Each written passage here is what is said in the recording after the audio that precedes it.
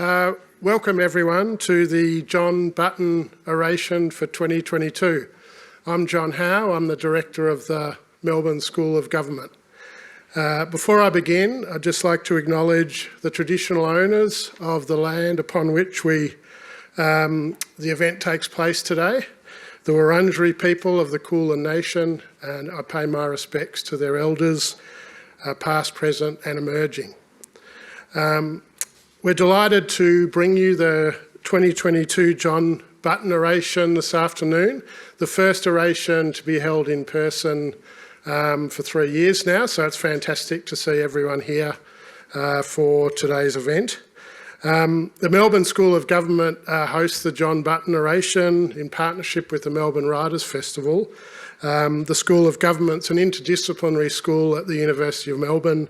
We provide a platform for informed, independent debate on issues of great significance to the future of Australia and our region, particularly relating to contemporary governance.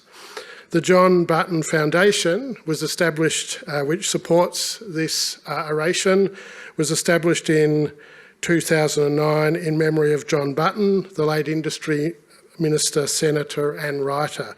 And in 2016, the fund was transitioned to the University of Melbourne to be managed by the Melbourne School of Government. It's our privilege to continue the work of the fund in honour of John Button's significant contribution to Australian politics and public debate. I met John a few times. My parents knew him well, so it's personally a privilege to be able to chair this event. The fund enables us to hold the annual John Button Oration, which provides the opportunity for a prominent Australian to give a talk on policy in honour of the legacy of John Button. And I'd like to acknowledge that John's sons James and Nick Button are here with us today, along with their mother Marge Button, James's wife May Lamb, and Joan Grant, John's partner for the last 10 or so years of his life. Now it brings me, it's with great pleasure that I introduce our speaker for the oration this afternoon, Dr. Shireen Morris. Shireen is a senior lecturer at Macquarie University Law School and director of the Radical Centre Reform Lab. She researches, teaches and publishes in constitutional law and constitutional reform, Indigenous constitutional recognition, Indigenous rights, as well as public law more generally, specialising in the concept of a First Nations constitutional voice in Australia. She's also working on an exciting project investigating technology, inequality and democratic decay in Australia, and is particularly interested in the intersection between law reform and policy. Prior to being appointed at Macquarie, Shireen was a Mackenzie postdoctoral fellow at the Melbourne Law School, and before that she spent 7 years working at Cape York Institute as a senior advisor on Indigenous constitutional recognition. Her books include Radical Heart, Three Stories Make Us One, A Rightful Place, A Roadmap to Recognition, and The Forgotten People, Liberal and Conservative Approaches to Recognising Indigenous Peoples. Tonight's topic, the topic Shireen's chosen is Towards Radical Centre Reform. And Shireen is going to speak to us about combining constitutional insight with radical centre thinking to question ingrained policy paradigms that she argues are failing Australians. And there's no better time to hear a speaker of the calibre of Shireen on this topic. So can I ask you all to welcome Shireen to give this year's John Button Oration.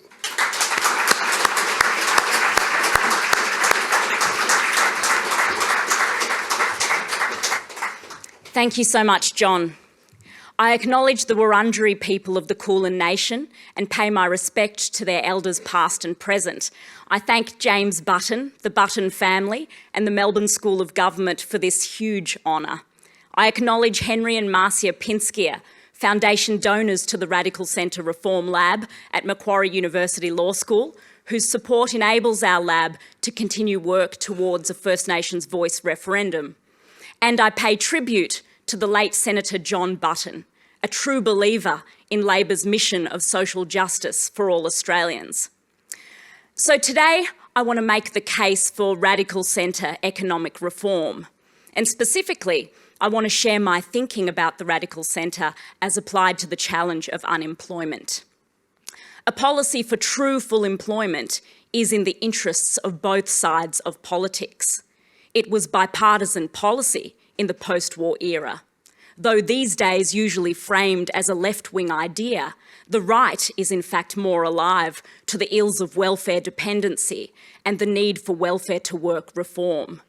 In this speech, I argue that achieving true full employment should be the focus of radical centre collaboration and innovation across divides.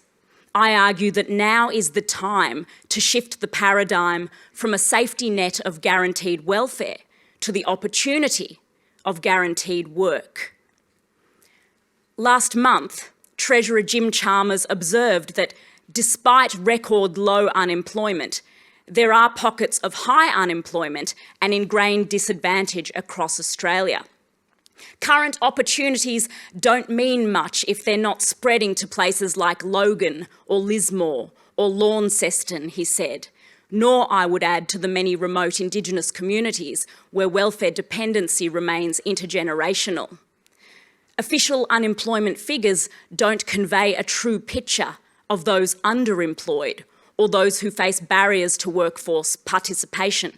Last month, 892,000 Australians received JobKeeper or youth allowance, almost double the number of people officially counted as unemployed, and most were long-term unemployed. So Chalmers is right that many Australians are still being left behind. Now contrast these observations with current approaches to monetary policy. The RBA has been raising interest rates to fight inflation in line with economic orthodoxy.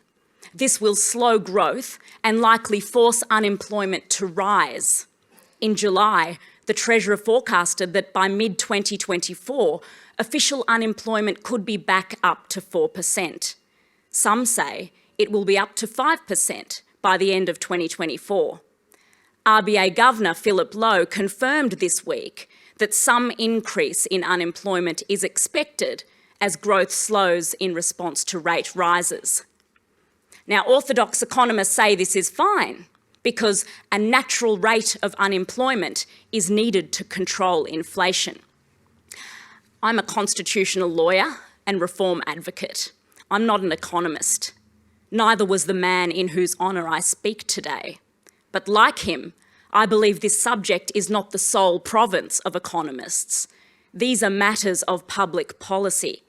And I think the conventional approach that keeps a cohort of Australians deliberately unemployed to control inflation is a tragedy. Unemployment's not just a number.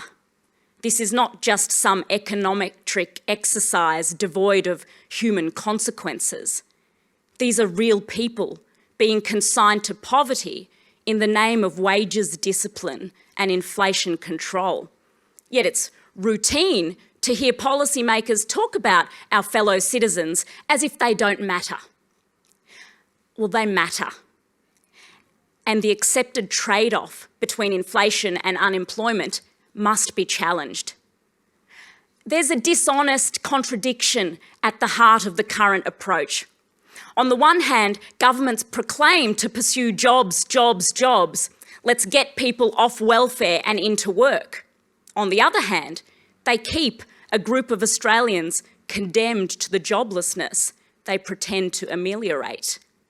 And why must a cohort of Australians be kept unemployed to manage inflation when there are more productive alternatives? Why must the RBA independently manage this balance rather than we, the people, through our democratic representatives? I argue the Commonwealth has constitutional, fiscal and monetary power and therefore moral and political responsibility to do everything it can to end involuntary unemployment and underemployment. True full employment and stable prices should be the centrepiece of a new radical centre accord. So let me define what I mean by the radical centre. Noel Pearson says it's the intense resolution of tensions between opposing principles that produces the synthesis of optimum policy.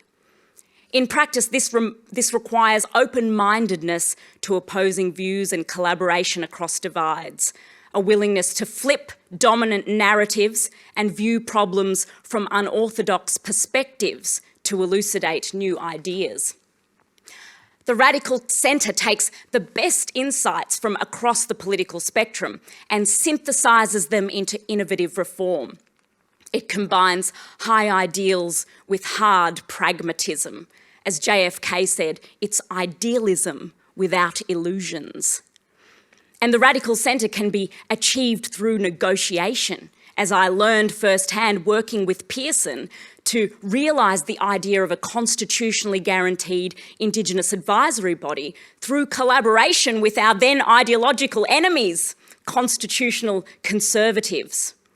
Back in 2014, we reconciled our competing concerns to uphold the Constitution and meaningfully recognise Indigenous peoples by empowering them with a fairer say in their affairs. A First Nations voice, guaranteed by the Constitution, as advocated by the Uluru Statement, is a radical centre idea that grows across left and right. Even Malcolm Turnbull, in the end, could not resist the modest profundity of a constitutional voice, which he and Barnaby Joyce now admit was never a third chamber. The voice will soon be put to referendum. It deserves bipartisan endorsement. But let's admit that radical centre collaboration is uncommon these days. We don't often engage beyond our tribes. The propensity is instantaneous outrage rather than deeper engagement with driving concerns. We mute, block, or cancel our opponents with little dialogue across divides. The culture wars thrive, amplified by the algorithms and animosities of the digital age, underscored by the silence of moderates who increasingly tune out. Political parties obsess about which flags they'll stand in front of, performing for their tribes. The Liberals, with their wall-to-wall Australian flags, remove the Indigenous flags to rile up the left, who hastily oblige with outrage and recriminations. The Greens, on the other hand, remove the Australian flag, a middle finger to Middle Australia, and right on cue, patriotic veterans line up to demand apologies. Was there ever a better performance of the inanity of the contemporary culture wars? Here we stand, the pandemic claiming lives, the cost of living hurting, wages going backwards while the RBA tells workers to curtail their wage aspirations lest the rulers of our economy be forced to increase the unemployment rate. Repeated floods ravage our country as climate change continues unabated, yet some politicians play musical flags for the cameras as though politics is Shakespearean farce. No wonder there's lack of ambitious reform. I was ensconced in a COVID fog writing this speech, remembering those flags. I recalled Titania's haunting monologue in A Midsummer Night's Dream, which I performed in my younger days as an actor in Melbourne's Botanic Gardens. Do you know the Fairy Queen warned of contagious fogs, which falling in the land have every pelting river made so proud that they have overborne their continents? Therefore the moon, the governess of floods, pale in her anger, washes all the air that rheumatic diseases do abound.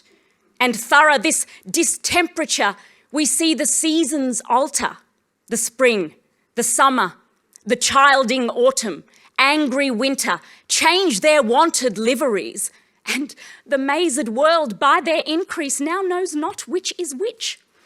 And this same progeny of evils, said Titania, comes from our debate, from our dissension. We are their parents and original. Inequality, like climate change, is human-made. Injustice, as they say, is anthropogenic. We are its parents and original. Not fixing inequality is a political choice. The superficial culture wars on the one hand and a political class becoming turgid in basic orthodox economic consensus on the other are a recipe for reform inertia. Yet there is an opportunity under this government to forge ambitious reform, to uplift the most disadvantaged. It must not be squandered. Labor's greatest achievements, I think, are forged in the radical centre, where ideas and constituencies coalesce. And Labor understands that you need all the flags to be a united Australia.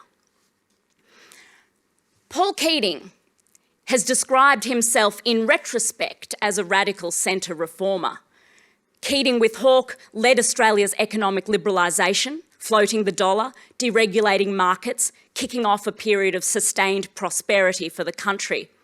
The old Accord negotiated a radical centre in economic policy, combining wage restraint with a world-class social wage and forging consensus across left and right.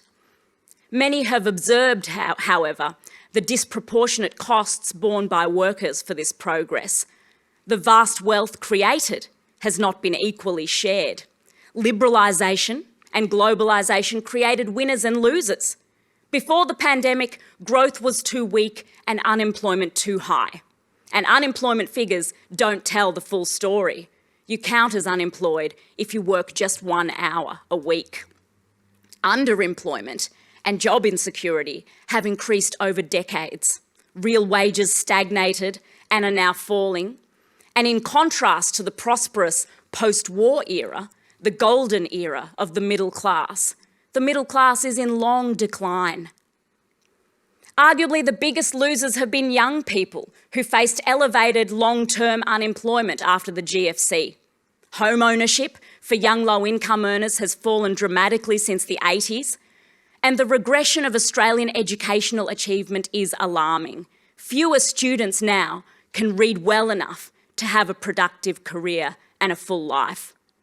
The economy is no longer delivering for Australians because we're no longer leaving the next generation better off than the one before. So, in 2017, Keating made a startling declaration. The creator of Australia's liberal economy declared that classical liberal economics had run itself into a dead end and required urgent renovation. Keating acknowledged that the 80s reforms could not serve Australia forever. Just as we changed the policy then, we should be changing the policy now, he said. What was the response from Social Democrats to this bombshell? Crickets. The Hawke-Keating economic orthodoxy was so ingrained, it seems, it now could not be questioned, not even when Keating himself urges reform. So my interpretation is that the radical centre forged through the Accord, now almost 40 years old, has lapsed. If there is a thesis offered by one side and an antithesis on the other, the radical centre sought the truth in both positions to find the synthesis of optimum policy. But over time, that synthesis becomes the thesis. It hardens into orthodoxy. And so it is with the old Accord. The liberal economy has become bipartisan neoliberal orthodoxy. It has become stale and needs urgent renovation. So what will be the new radical centre synthesis that sets us up for the future? To answer this, we must articulate some challenges to the dominant orthodoxy. Only then will we enliven the creative tension conducive to a new synthesis, a new accord. The following unorthodox ideas should be considered. The first is an observation that inequality is a choice of the state. It's not an inevitable result of the free market, but a political choice. Modern monetary theory and its predecessor theories understand the law as creating and commanding modern economies and monetary systems. George Friedrich Knapp explained in 1924, money is a creature of law. Though transformed over time by technology, money creation is an ancient constitutional prerogative, exclusive to the Crown. In the old days, refusal to accept the king's currency could be punished by branding a red-hot coin in the dissident's forehead. Later, elected governments used legislated taxes to enforce demand for state money. Monetary sovereignty, a key facet of nation-state sovereignty, is entwined with parliamentary sovereignty. The nation-state, using its constitutional powers, creates money and demand for money, instigating and powering the economy, and managing or declining to manage resulting inequalities. So understood, legally constructed money is not scarce. If it is, that's a political choice. As Rowan Gray explains, it makes no more sense to talk about a scarcity of dollars than it does to talk about a scarcity of human imagination. The scarcity of imagination inhibiting Australian economic reform must be overcome. Lawmakers should find moral and political courage in this fact. The Commonwealth has monetary sovereignty. Monetary sovereignty describes currency issuing governments like Australia that do not peg their dollar to foreign currencies or a gold standard and therefore have no inherent spending constraints. As William Mitchell explains, they can purchase whatever goods and services are for sale in their own currency. The benefits of a floating dollar were espoused by the former chair of the US Federal Reserve Bank, Beardsley Rumel. In 1946, Rumel explained that floating the US dollar conferred upon the national government final freedom from the money market, whereby they no longer needed taxes to get the wherewithal to meet their expenses. So whereas local, state and territory governments need tax revenue to fund spending, a currency issuing government does not. Taxation is better understood as a tool to give money value, incentivise private behaviour or fight inflation. A government with monetary sovereignty can't run out of money and can't default on debts in its own currency. The true limit to a sovereign government's spending capacity is the availability of real resources in which the money can be invested. If there are not enough resources to absorb expenditure, then competition for resources will drive inflation. Inflation is the constraint on a sovereign government's spending, not its capacity to pay. So understood, government spending need not match revenue. Citizens have been coached to applaud a government surplus as responsible economic management and decry deficits as irresponsible, but this understands only half the picture. In fact, a government surplus always equals a private deficit. The government obtains a surplus when it taxes citizens and businesses more than it spends into the private economy. Public and private monies are therefore interlocking balance sheets, where one side's assets are the other side's liabilities. Keating, in 2019, urged abandonment of the political obsession with maintaining government surpluses at the expense of growth, because, he said, the budget of the Commonwealth is not like the budget of a corner shop that must be able to close the door on Friday night and be in surplus. As MMT economist Stephanie Kelton puts it, a balanced government budget is irrelevant. What matters is a balanced and healthy whole economy. Understanding Australian monetary sovereignty creates space for policy possibilities because the Commonwealth can afford to employ the unemployed or house the homeless if only we could forge the political consensus. The Commonwealth's economic power is constrained not by lack of money, but by ideology. Ironically, Australia obtained monetary sovereignty when the dollar was floated in 1983, in the epoch of this nation's transition to free market economics. Successive governments have constrained their power to achieve a just society in submission to neoliberal principles.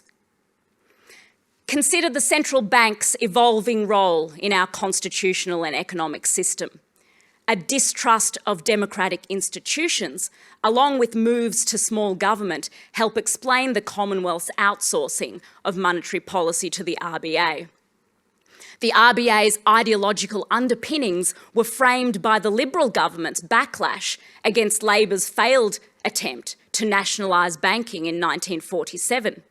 The Menzies government said its 1959 RBA bill would counteract Labor's attempted socialisation of banking by backing free enterprise and inducing cooperation between the central bank and private banks. Curtin interjected that the central bank belongs to the people, and Labor highlighted a direct contradiction between the aims of a banking structure that ought to be applied for the welfare of the people of Australia and the aims of private banks. Labor warned that the government's legislation would shackle the power of Parliament over monetary policy.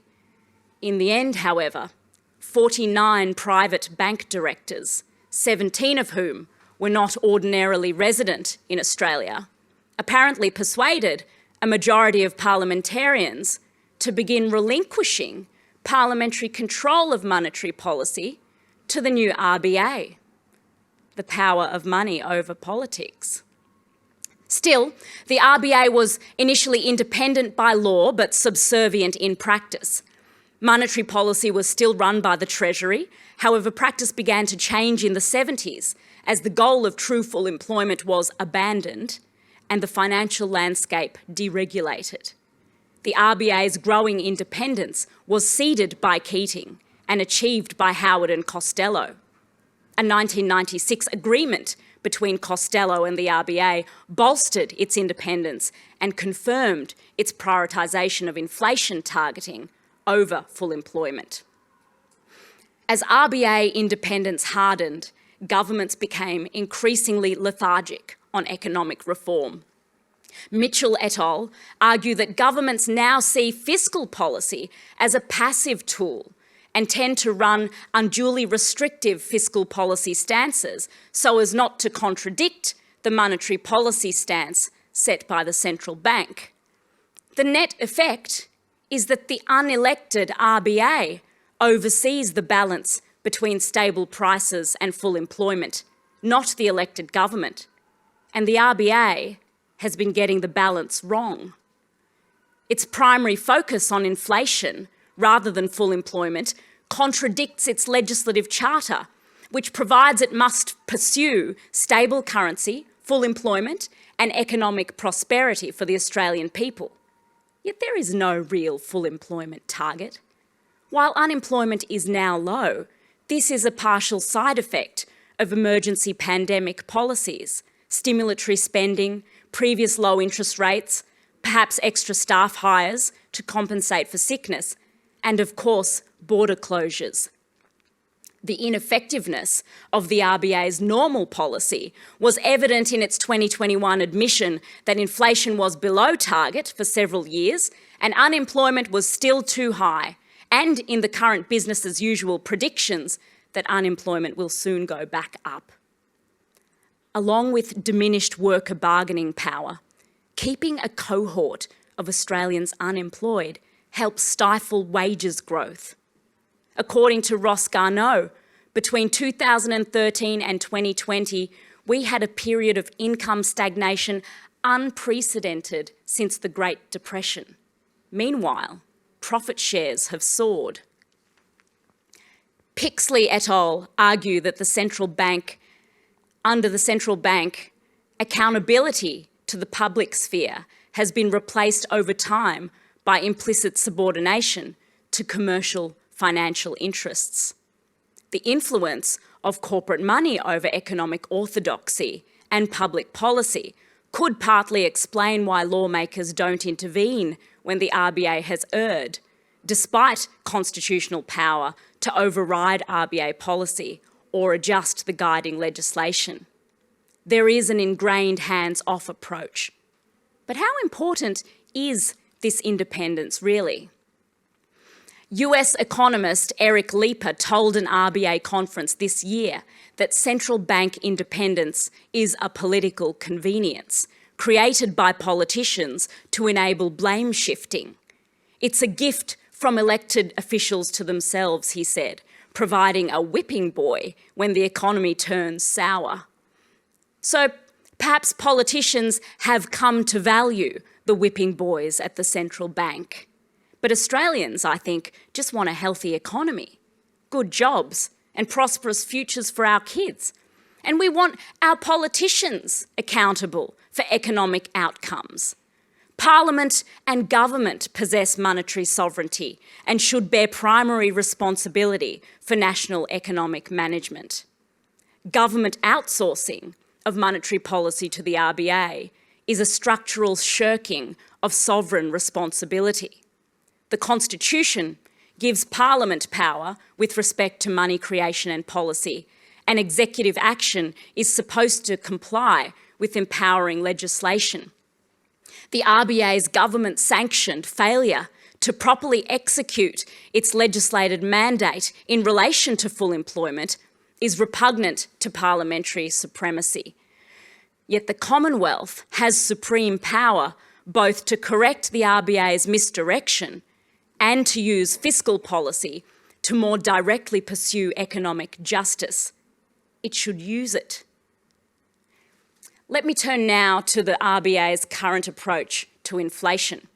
The bank has been raising rates to curtail spending and slow growth, which will likely increase unemployment, thus further undercutting wages growth to control inflation.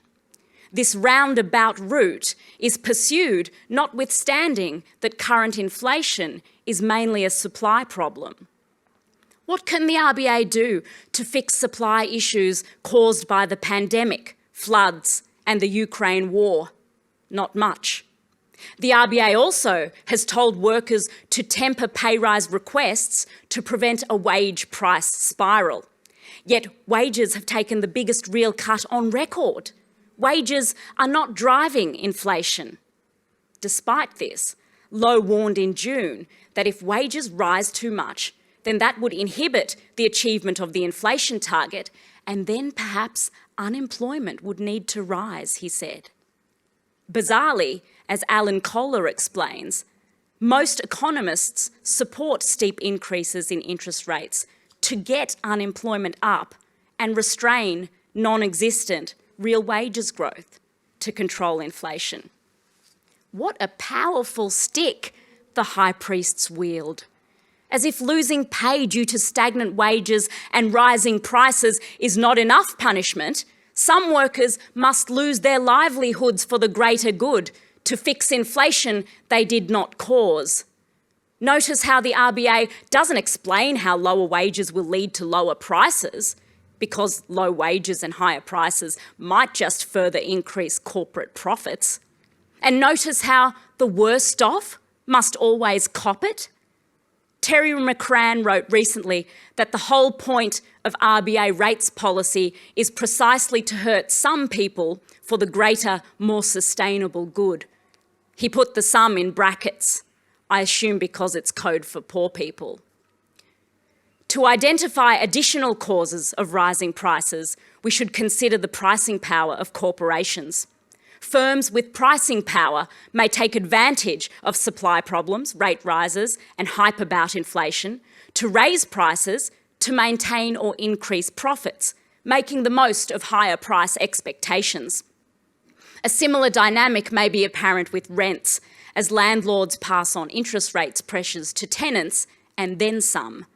In some areas, rent increases are more than triple inflation, exacerbating cost of living stress for those who can least afford it. Richard Dennis of the Australia Institute argues we have a price-profit spiral, not a wage price spiral.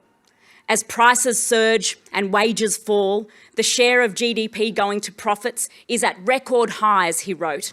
yet workers are being asked to tighten their belts.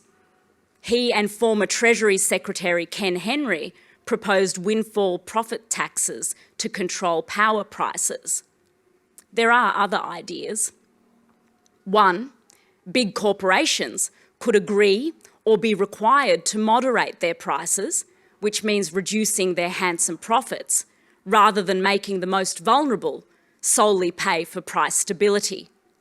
Two, the Commonwealth could more actively fight inflation via fiscal policy, which would make us less reliant on rate rises as the sole tool to fight inflation. We should therefore look beyond a narrow review of RBA internal operations to examine the bank's structural role in our system and the corresponding underutilisation of fiscal policy to address economic problems. Any review should acknowledge that the formative logic of the RBA was always to more directly serve capital rather than the Australian people, on the belief perhaps that profits would trickle down to wages to create a fair society. Growing inequality proves that logic false. Only government can fix this through bold reform. Three, therefore, the Commonwealth should target an even split of national productivity gains shared fairly between labour and capital. If profits rise due to increased productivity, then wages should rise in tandem. That should be our national goal, and reform should flow from this objective. Four, true full employment and stable prices should be the headline priority. These currently oppositional principles must be more fairly synthesised.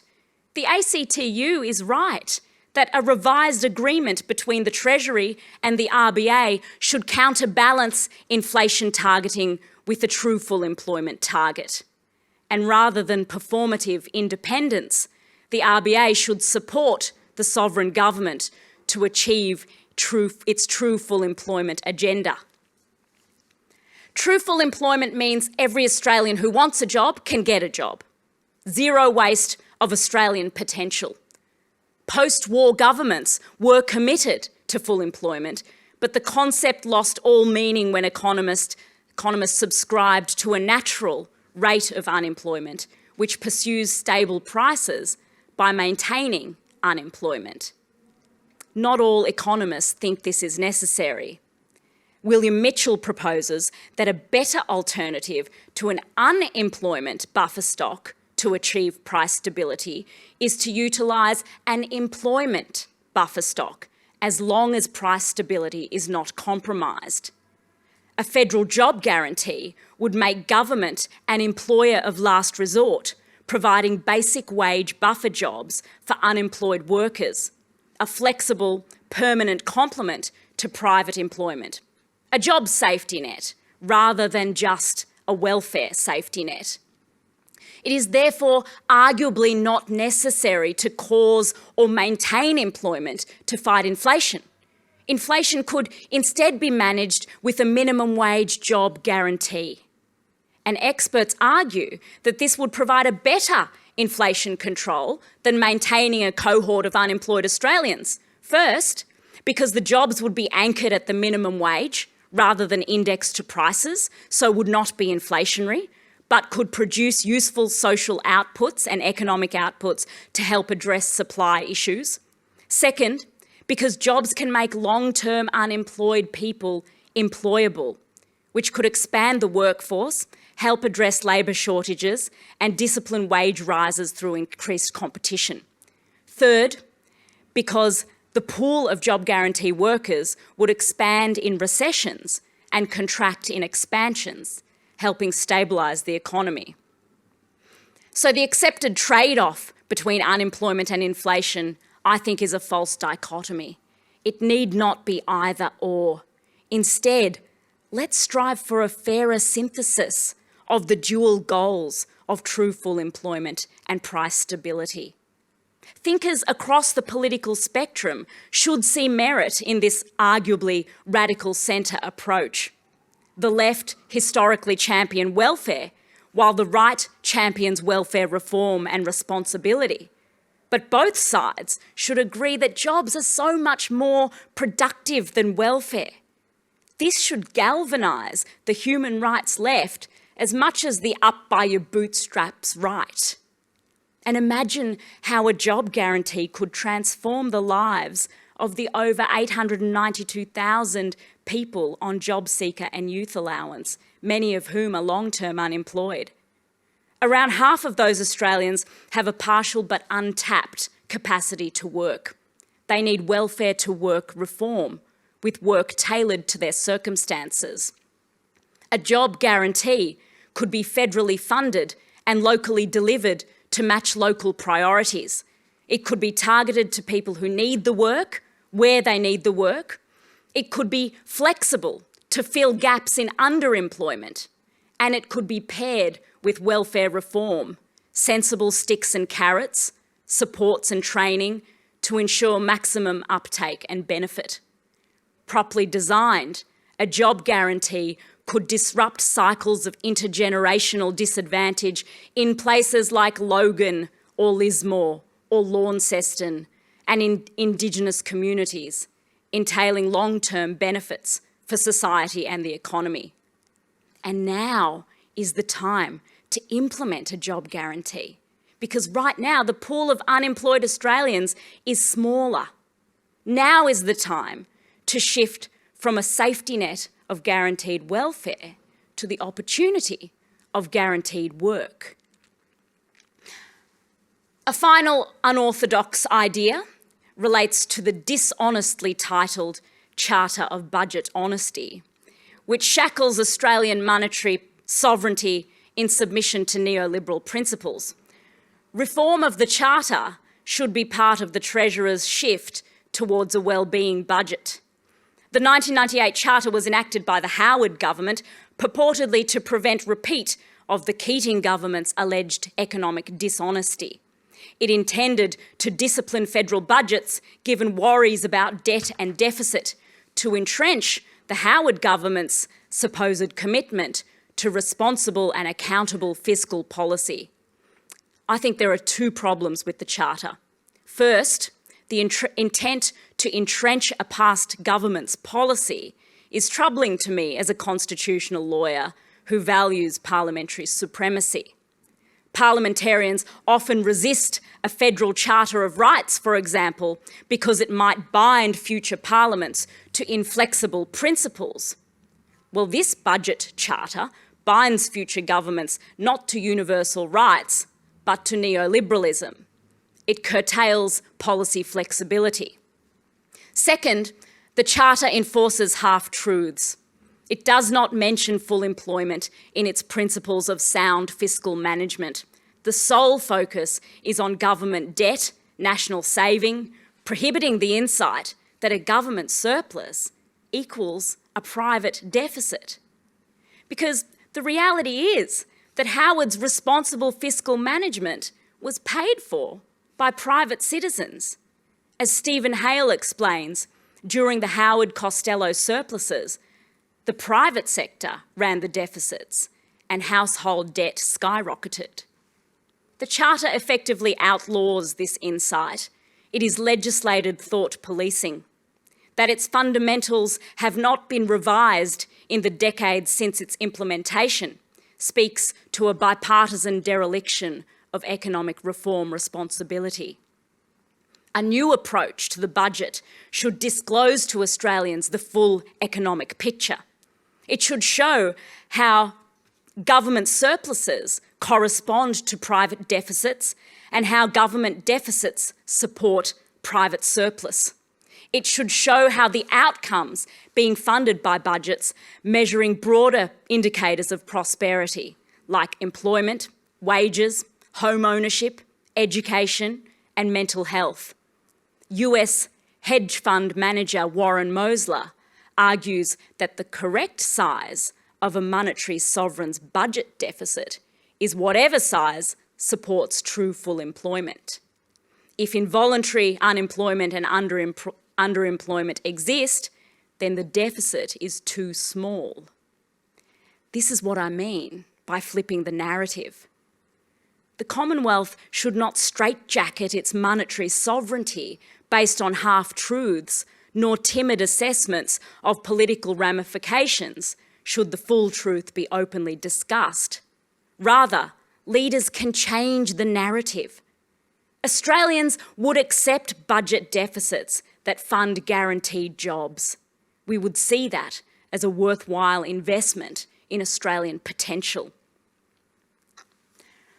Garneau said last week that our economic policy needs to change more than we thought necessary and more than we think possible. I think we need pragmatic idealism.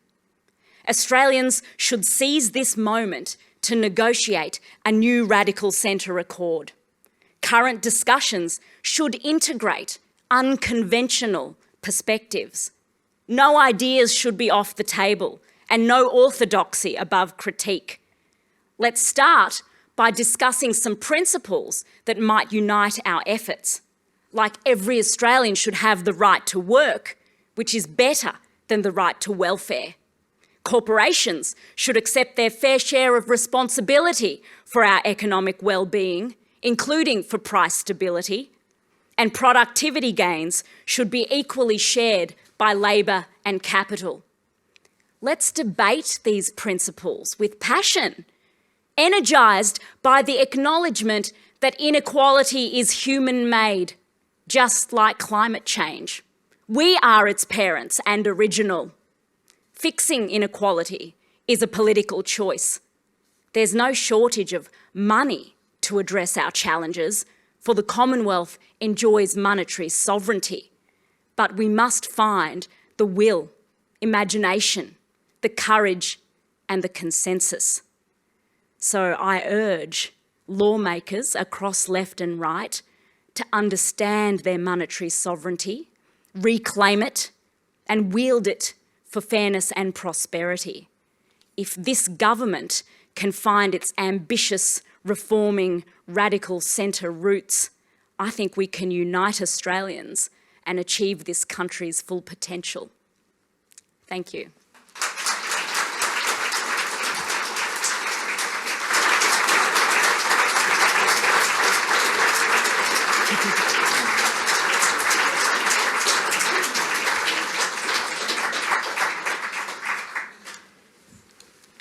Thank you, Shireen, for that really wonderful, thought-provoking and hard-hitting lecture.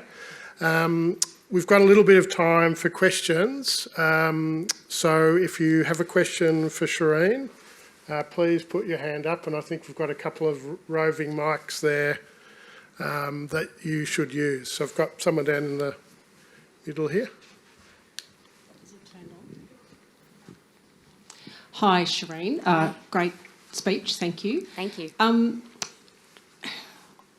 I just wanted to ask you how you think radical centrism can synthesise, to use your word, or resolve what I see as the inherent conflict between capital and labour. I cannot see how the interests of the two could ever be synthesised. It certainly wasn't by the Accord back in the 80s. So I just wondered if you could speak to that issue, please. Yes, that's a great question. I mean, look, I think the Accord did sort of synthesise the interests. Maybe it wasn't a good enough synthesis, or maybe the synthesis has kind of unravelled over time, you know, as unions lost power, worker bargaining changed, etc. So different factors at play there. Look, I actually, because I went through this extraordinary experience with Noel Pearson where we reached out to our ideological opponents, constitutional conservatives. Now, all they were concerned about was upholding their beloved constitution and making sure unelected judges didn't get hold of any words symbolically recognising Indigenous peoples, right? There was no common ground. Whereas we at Cape York Institute and Noel, we wanted the Constitution changed to better protect Indigenous rights. You would think there was no resolution between those objectives either. But what I learned is that there's you know, there's more common humanity across the political spectrum than people assume, I think.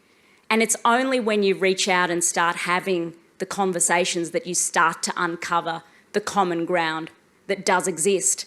Because when we said to those constitutional conservatives, come on guys, the Constitution's presided over lots of discrimination against Indigenous people. Can't you see that that requires a solution?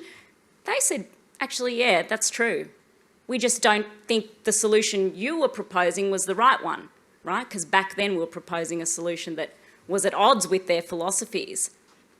So I think all it takes is having that little breakthrough that then enables you to work together towards a better society, a fairer system. I suspect if we got a lot of Australians across the political spectrum around a table and said, come on guys, do you really think it's fair that we should force a cohort of Australians to be unemployed to manage inflation? Is it really beyond us to come up with some better strategy than that? And I'm not saying that what the ideas I've floated today is the, perfect solution. But I'm saying let's come to the table and have that discussion. Because I do think that if we had that discussion honestly, Australians across left and right would agree that actually, surely we can do better. Let's get the smartest brains in Australia to put their minds to this task. Let's come up with a fairer synthesis. So maybe I'm too optimistic. We've got someone just behind you there. Yeah, thanks.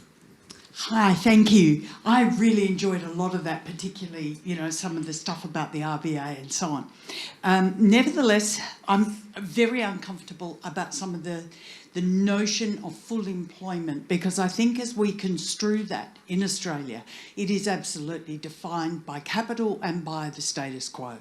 So in particular, I work a lot with single mothers. And I wonder about how we can reconfigure the notion of full employment to genuinely take into account care for kids, care for country, care for people who can't care for themselves. And by that, I do not mean that we outsource all our care. So not putting all kids into some sort of institution, all age people, all people with a disability. And so I wondered if you had any more radical thinking behind that, or not necessarily radical, because I'm not opposed to your notion of the centre, but you did just mention in response to the previous question, the better society. And right now, I can't come on board with this notion of full employment when I know it actually disenfranchises people who already are struggling, and that it uses the same language of vilification of welfare. Very, very interesting comments. Thank you. So some of the proponents of a federal job guarantee would argue that some of those jobs that the government should guarantee could include recognising activities that are currently unpaid, like caring activities. Yeah, so I totally agree with you that the notion of, when you hear economists talk about full employment, you would never guess they're talking about 5% unemployment. It's very dishonest language.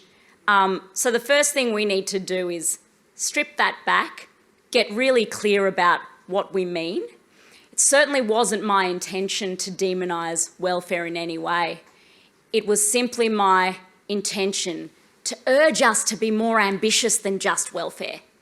Like, right now we're having a debate about the rate of job seeker, for example, and that's an important debate to have, and job seeker is probably too low, right? Below the poverty line. But imagine if we could guarantee those people the option, the opportunity of guaranteed meaningful work at the minimum wage. I mean, that is a better offer. So I'm not necessarily arguing that we get rid of welfare, but I am arguing that that is not the only safety net we offer, right? That maybe a lot of those people, if government stepped up and tailored work to their needs, to their locations, got creative about the kinds of jobs that need to be done in societies and that should be recognised, then maybe we could actually lift a lot of those people out of poverty and fix so many more social and economic problems along the way. But thank you for your excellent comment. And I think one last question down the front. May, did you have a... Thanks, Shireen, so much in that. I've worked in the employment services system over 30 years, and I want to say that many of your ideas really resonate. There's a lot to say, but just to the last point, the idea that people do work for the dole, you know, in order to merit getting unemployment benefits, is something that could, with the radical centre philosophy that you espouse, really be tweaked. So if you had work for the dole plus pay for what people determine is important in their local community, in their care economy or in their environmental or recycling economies, is something that could readily be explored and hasn't been. And I just want to make another comment about reconciling capital and labour. The privatised employment services system has not served employers who actually just find that they can't access the staff that they need through the system because it's disaggregated the caseload in a competitive, you know, market arrangement, so they can't find their workers. And recently there have been calls for, you know, the idea of a centralised national labour exchange to be considered. And I think that's a radical idea that we ought to reconsider when you look at the mobility of labour these days and the atomisation of work and the endless churning of people through these job schemes, eligibility, privatised vet systems, and it's a bit of a sort of mishmash and a mess. So that what we saw in the last job active system in the review, I know I'm rambling on, but I'm so excited by so many of the things you said. What we saw was that only 4% of employers said that they would turn to the government employment services system to find their staff. Now, there's an opportunity for capital and labour to be reorganised. So really it's a comment, Shireen. I just wanted to thank you for your inspiring lecture today. Thank you very much. Thank you.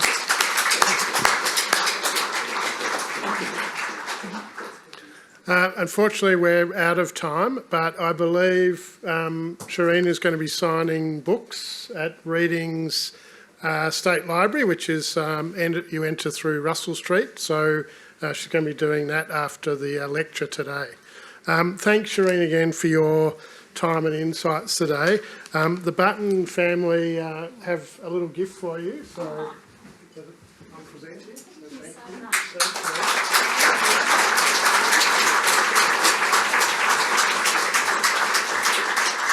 you. I do want to thank the Button family, particularly James Button, for your support and supporters of the John Button Fund. I want to thank the Melbourne Writers Festival and the University of Melbourne Faculty of Arts engagement team for their support for today's events, and to thank you all for attending, and I look forward to seeing you at future events. Thank you, everyone.